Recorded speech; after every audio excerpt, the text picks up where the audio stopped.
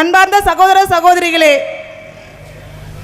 மத்தியில் ஆளக்கூடிய பிஜேபி ஒன்றிய அரசு வக்ஃப் திருத்த சட்ட மசோதாவை இன்றைக்கு அமல்படுத்தியே தீருவேன் என்று ஒற்றை காலில் நின்று கொண்டிருக்கக்கூடிய அந்த நிகழ்வை எதிர்த்து தேசம் முழுவதும் 2024 முதல் முறையாக இந்த சட்டத்தை எதிர்த்து தமிழகத்திலே முதல் குரலாக எஸ்டிபி கட்சியினுடைய குரல் தான் ஒலித்தது.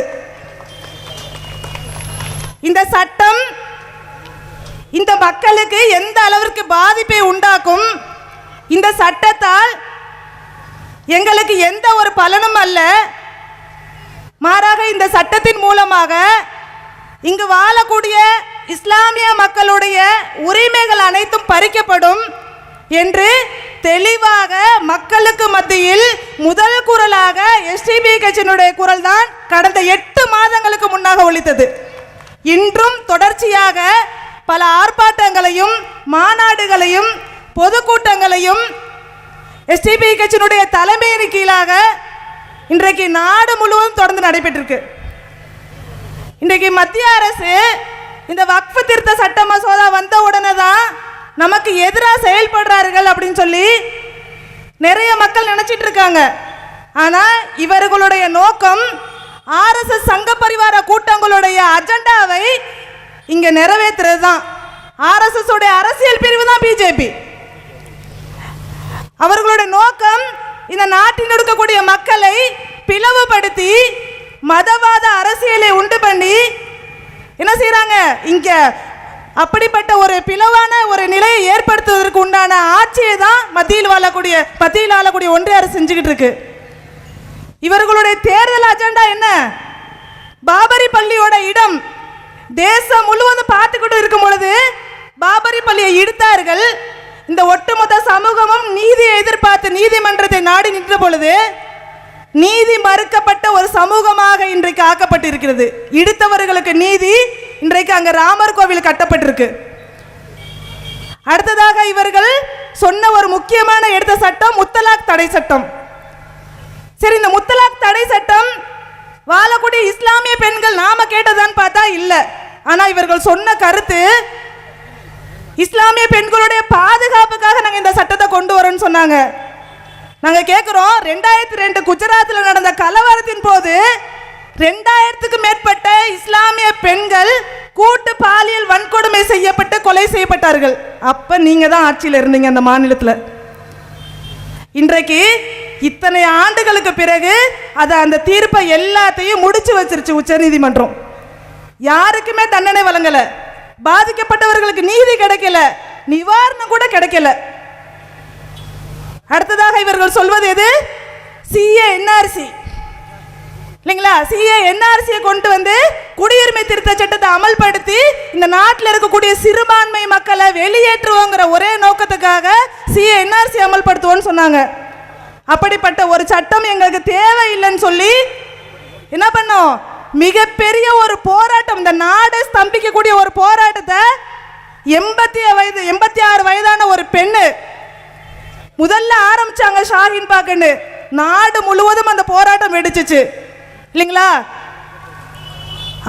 அதற்கு பிறகு அந்த சட்டம் அப்படி நிறுத்தி வைக்கப்பட்டிருக்கு. ஆனா இன்னைக்கும் பிஜேபி ஆளக்கூடிய மாநிலங்கள்ல சிஏ என்ஆர்சியை நாங்க அமல்படுத்திட்டோம்னு சொல்லி பிஜேபி ஆளக்கூடிய மாநிலத்தினுடைய முதல்வர்கள் சொல்றாங்க. இவர்கள் என்ன சொல்லிக்கிட்டு இருக்காங்க? இந்த நாட்டுடைய மக்களுக்கு நாங்க பாதுகாப்பு அரணா இருக்கோம், இந்த நாட்டுடைய மக்களை பாதுகாப்போம், அவர்களுக்கு நல்லதை மட்டும் தான் செய்வோம்னு. எப்படி ஆடுகளுக்கு ஓனாய் பாதுகாப்பு கொடுக்க முடியும்? ஆடுகளுக்கு ஒரு பொழுது ஓனாயால பாதுகாப்பு கொடுக்க முடியும். அதுதான் இன்னைக்கு என்ன செய்யுது மத்திய அரசு செஞ்சுக்கிட்டு இருக்கு. இவர்கள் ஆட்சிக்கு வந்த பிறகு 2014க்கு பிறகு குற்ற ஆவண காப்பகத்தினுடைய அறிக்கையை பார்த்தோம் அப்படின்னா பெண்களுடைய பாதுகாப்பின்மை மிக மோசமான நிலையில் இருந்துகிட்டு இருக்கு இந்தியா. அதுவும் குறிப்பா உத்தரப்பிரதேசம் அதிகமான பெண்கள் பாலியல் பலாத்காரம் செய்யப்படக்கூடியதுல உத்தரப்பிரதேசம் முதல் மாநிலமா இருக்கு. கொலை குற்றங்கள்ல யூபி முதலிடம், வரதட்சணை கொடுமையில யூபி முதலிடம். இவர்கள் மத்தியில் ஆண்டு கொண்டு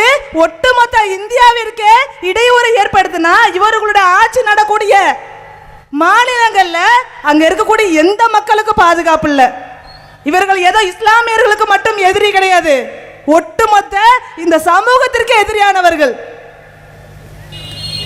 அப்படிப்பட்ட இந்த மக்கள் தான், அப்படிப்பட்ட இந்த அரசு தான் இன்னைக்கு என்ன செய்யறாங்க, வக்ஃப் திருத்த சட்டம் என்ன சொல்றாங்கன்னா, அதுல ஒரு விஷயம் சொல்றாங்க, இந்த சட்டத்தின் மூலமாக என்ன செய்யறோம், இஸ்லாமிய பெண்கள் இதுவரைக்கும் இருந்த சட்டம் இஸ்லாமிய பெண்களுக்கு எந்த நிவாரணத்தையும் கொடுக்கல, நாங்க கொண்டு வரக்கூடிய இந்த திருத்த சட்டம் இஸ்லாமிய பெண்களுக்கு எல்லா விதமான நிவாரணத்தையும் கொடுக்கும். எப்படிங்க கொடுக்கும்?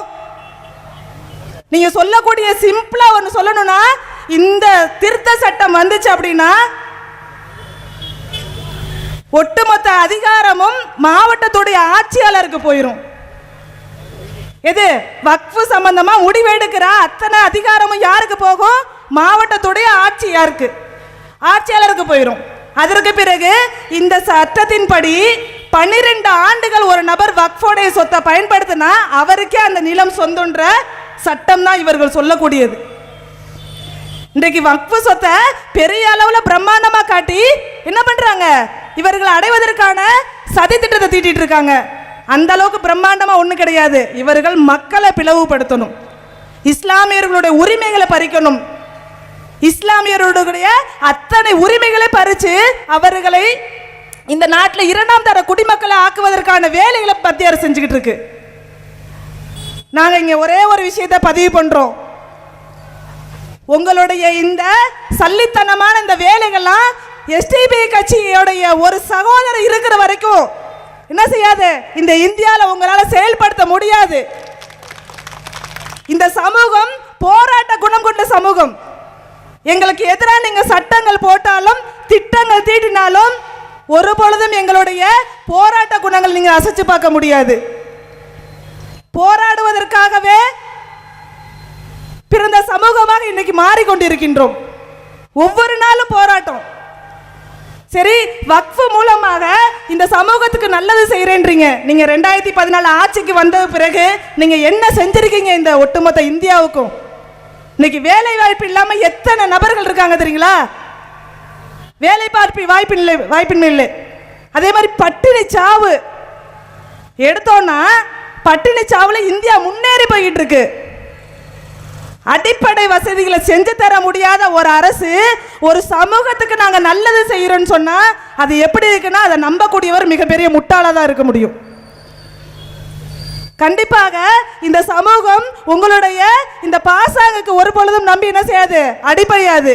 நீங்கள் இந்த சட்டத்தை ஏற்றக்கூடிய எப்பொழுது ஏற்றுவேன் என்று சொன்னீர்களோ அப்பொழுது இதை எதிர்த்து என்ன செஞ்சோம், மேல்முறையீடு செஞ்சோம். இன்னைக்கு இதற்காக இடைக்கால தடையை விதிச்சிருக்காங்க சுப்ரீம் கோர்ட். இந்த இடைக்கால தடை நிரந்தர தடையாக மாற வேண்டும் என்று எஸ்டிபி கட்சியின் சார்பாக நாங்கள் என்ன செய்யறோம், நீதிமன்றங்களுக்கு கோரிக்கை வைக்கிறோம். ஒட்டுமொத்த சமூகத்தின் சார்பாக எங்களுக்கு இந்த திருத்த சட்டம்லாம் தேவையில்லை. முன்னாடி எப்படி அது வக்ஃப் வாரியம் செயல்பட்டுச்சோ அதே போல இருக்கட்டும். அதுல வேண்ட திருத்தங்களை என்ன செய்வாங்க, அந்த டீம் செஞ்சுக்குவாங்க. உங்களுடைய எந்த உங்க பாதுகாப்பும் எங்களுக்கு தேவையில்லை அப்படிங்கிறத இந்த இடத்துல நாங்கள் பதிவு செய்கிறோம். இந்த வக்ஃப் வாரியம் சம்பந்தமாக தொடர்ச்சியாக தேசம் முழுவதும் எஸ்டிபி கட்சி எடுத்திருக்கக்கூடிய அத்தனை போராட்டங்களையும் இன்றைக்கு அனைத்து மக்களும் கைகோர்த்து செயல்பட்டு இருக்கோம். நாளைக்கு இந்த பிஜேபி சங்க பரிவார கூட்டம் இந்த நாட்டையும் இந்த நாட்டு மக்களையும் பிளவுபடுத்தும் நோக்கத்தோடு அரசியலமைப்பு சாசன சட்டத்தை எல்லாம் கடப்பில் போட்டுட்டு பிரிவினவாத அரசியலை செய்யும் பொழுது நாம் அனைவரும் ஒன்றிணைந்து அதை எதிர்த்து இந்த சங்கி கூட்டங்களை விரட்டியாக்கி அடிக்க வேண்டும் என்று இந்த கூட்டத்தின் வாயிலாக உங்கள் அனைவரையும் கேட்டுக்கொண்டு வாய்ப்புக்கு நன்றி கூறி விடைபெறுகிறேன். அஸ்ஸலாமு அலைக்கும் வரஹ்மத்துல்லாஹி.